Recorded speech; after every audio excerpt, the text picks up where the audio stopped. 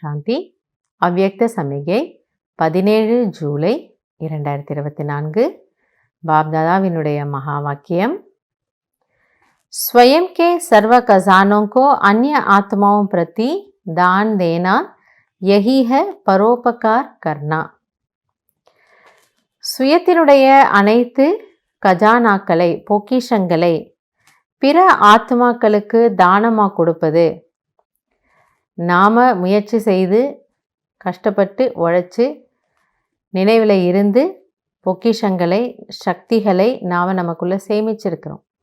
ஆனால் அதை பிறருக்கு தானமாக கொடுப்பது இது மிகப்பெரிய ஒரு உபகாரமாகும். அப்போ நம்ம இப்படி நினைக்கக்கூடாது, இப்படி கேட்கக்கூடாது. நான் எவ்வளோ கஷ்டப்பட்டு யோகா பண்ணேன், நம்ம இவங்களுக்கு கொடுக்கணுமா என்ன? பாபா என்ன சொல்லுவார்? ஒரு வள்ளலினுடைய குணம் அது அல்ல. வள்ளல் அவருடைய குணமே சுபாவமே என்னவென்றால் பிறருக்கு கொடுக்க வேண்டும் என்று நினைக்கக்கூடியவர். ऐसे परोपकारी स्वयं को सर्व खजानों से संपन्न बेगमपुर का बादशाह अनुभव करेंगे. எனவே அப்படிப்பட்ட பரோபகாரியாக இருக்கும் ஆத்மாக்கள் தன்னைத்தான் அனைத்து பொக்கிஷங்களாலும் நிரம்பிய கவலையற்ற மகாராஜாவாக அனுபவம் செய்வார்கள். பிறருக்கு கொடுக்கணும் அப்படின்னு கூடிய எண்ணம் இருக்கக்கூடியவர்கள் தானாகவே என்ன செய்கிறாங்களா?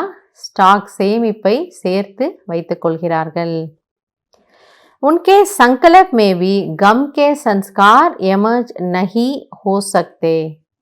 அப்போ மற்றவர்களை குஷிப்படுத்துகிறாங்க, மற்றவர்களுக்கு சக்திகளை கொடுக்கறாங்க அப்படின்னா தானாகவே அந்த ஆத்மா எப்படி இருப்பாங்க? கவலையற்ற நிலையில் இருப்பாங்க, குஷியாக இருப்பாங்க. அப்போ பாபா புரிய வைக்கிறாரு, அவர்களிடம் கவலைக்கான விஷயங்களோ கவலைக்கான சன்ஸ்காரம் வரவே முடியவே முடியாது.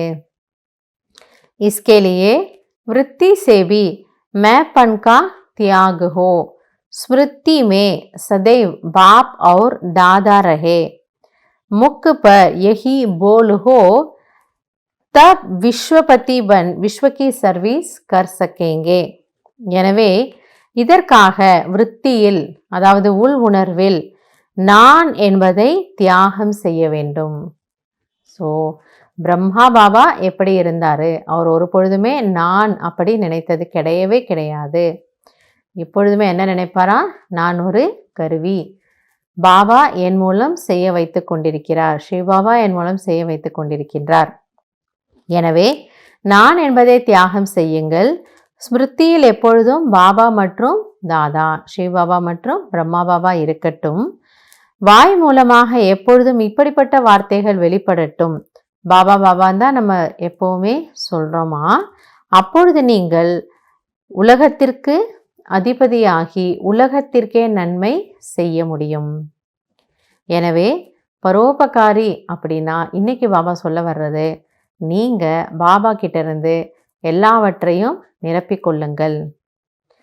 சக்திகளாக இருக்கட்டும், ஞானமாக இருக்கட்டும், குணங்களாக இருக்கட்டும், அந்த அழிவற்ற பிராப்திகளை நாம் பரமாத்மாவிடமிருந்து நிரப்பிக்கொண்டு அவற்றை பிறருக்கு தானமாக கொடுக்க வேண்டும், உலகத்திற்கே தானமாக கொடுக்க வேண்டும்.